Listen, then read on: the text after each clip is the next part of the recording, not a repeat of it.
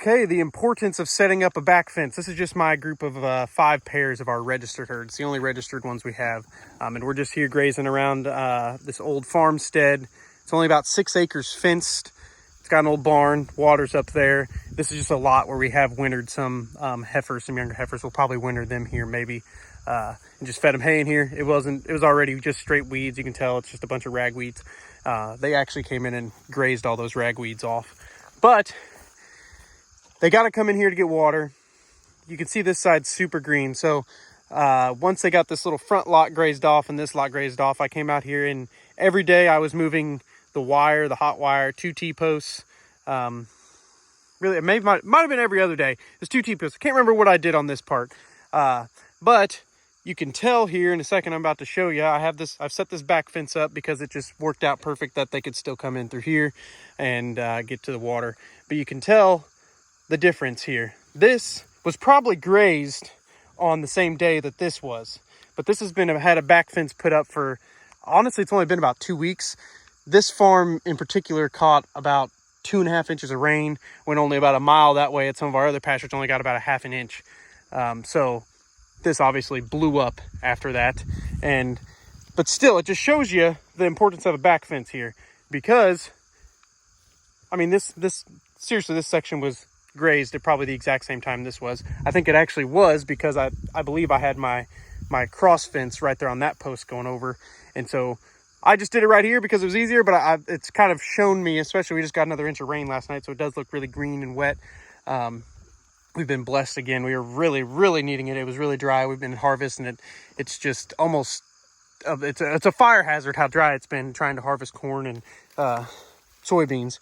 But I just wanted to show you all how crazy cool this was, and it's making me now want to, I'm going to let them out here, but it makes me, I've just let them have a new, you can tell it's a little thicker back in there, a new spot back there. Once I get that done, I'm going to let them out there, but it's making me want to just go ahead and set up a fence right here and just make a small alleyway down just to get this starting to rest after it just caught some more rain last night.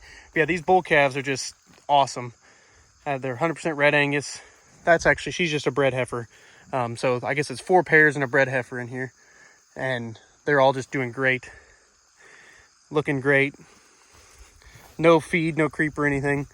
They're about to be weaned, so I might actually start feeding them a little bit of feed here pretty quick, just to kind of get the rumens used to it before we put them on feed for a little bit in the weaning lot, because we just don't want them getting out. And then maybe I'll kick them back out on some rye or some grass or something somewhere.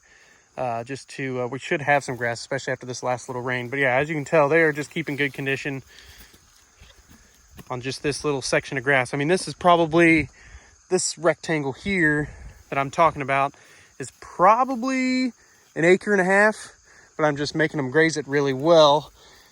They've really just started numbing it down to nothing, but I wanted them to graze and try and get some of this old dead that's covering up all this. You can see there's some new little spriggies starting to grow, just so they can get some sunlight and start to fill in some of these open areas. I mean, you can tell there's a lot of open areas. That right there was just a whole bunch of foxtail, this great big foxtail. It had a whole bunch of leaves, so they just love that. And it's came back quite a bit already too. And so I'm hoping it can produce something, just a little extra more tonnage for the forage. But yeah, I just wanted to show you all this. I was really hoping that this would just last them almost all the way through winter, but I think I'm going to graze this off out here, and then hopefully this will have long enough to rest. And up there, there's another little probably 1/2 acre square up there that they can graze. Hoping this can have enough time to rest and then just kind of almost stockpile it up again and be able to graze even longer into the winter. But I need to get them off of it pretty quick. This is the first ever bred heifer I bought. She's from Beavers. If you have feed or something, she'll let you pet her. Sometimes she'll just let you pet her anyways, but